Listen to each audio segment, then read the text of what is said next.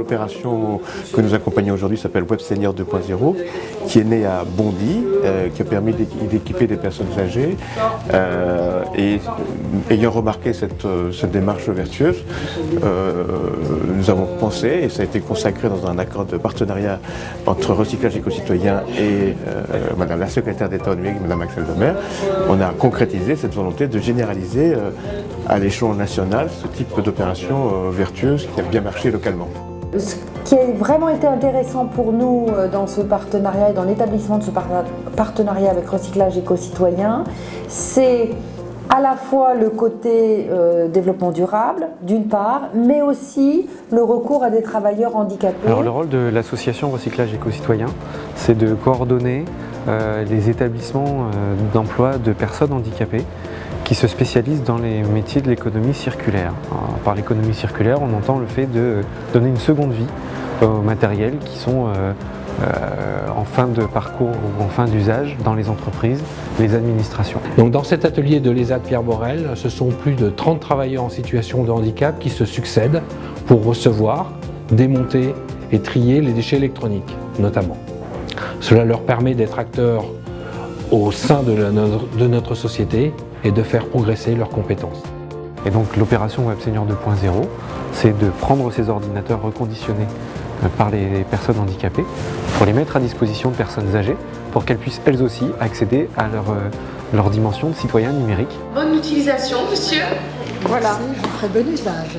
Ces seniors qui vivent à Paris ont toute leur place, on est citoyens à part entière et aujourd'hui on sait la citoyenneté, l'exercice plein et entier de sa citoyenneté passe par le numérique. Monsieur Olivier Josselin.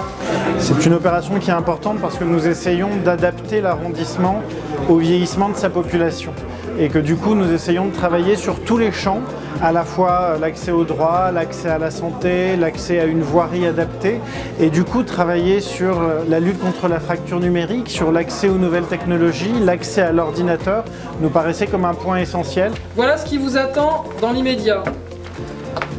Apprendre à ouvrir l'écran, à le verrouiller et à le rouvrir. Donc si vous n'avez pas encore compris comment ça se passe, on va dire que les EPN ont commencé en France à la fin des années 90. On a moins de personnes qui sont des primo-utilisateurs, comme on va dire, des gens qui sont complètement débutants.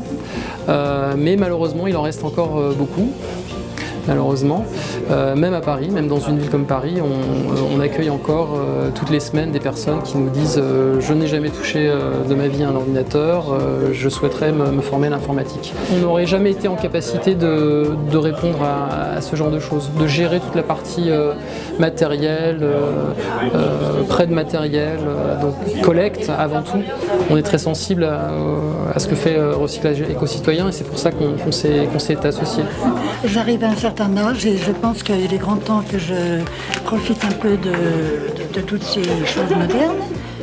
J'ai un petit peu trop tardé, donc il n'est jamais trop tard pour bien faire. Je vais avoir 90 ans dans 2 mois. Donc voilà, je suis très heureuse de participer à cette aventure. J'ai tout à apprendre.